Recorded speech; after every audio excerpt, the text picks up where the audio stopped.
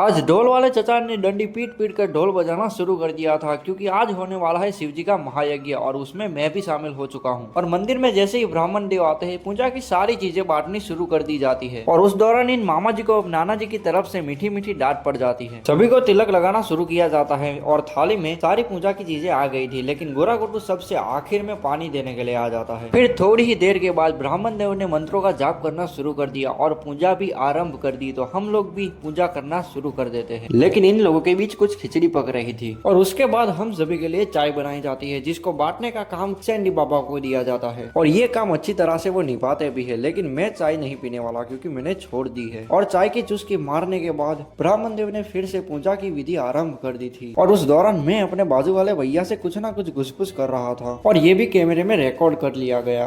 और बाद में मैं जल अभिषेक करने के लिए चला जाता हूँ और ये भी विधि थोड़ी देर में खत्म हो जाती है। और उसके बाद हम सभी को अल्पाहार दिया जाता है, जो मैं भी खा लेता हूँ। फिर हवन कुंड सजाया जाता है और बारिश से बचने के लिए त्रिपाल भी लाया जाता है। और बारिश से बचने के लिए त्रिपाल बांधने के बाद ब्राह्मण देव आ जाते हैं, जो यज्ञ शुरू करवा देते हैं। तो पूजा में बैठे हुए हम सभी लोग आहुति देने के लिए बैठ जाते हैं और बारी आ जाती है नारियल की आहुति देने की, जिसमें मैं सबसे पीछे खड़ा था। और ये वाली आहुति आखिरी आहुति थी, जिसके बाद बहुत ही ज्यादा धुआं भी उठा था।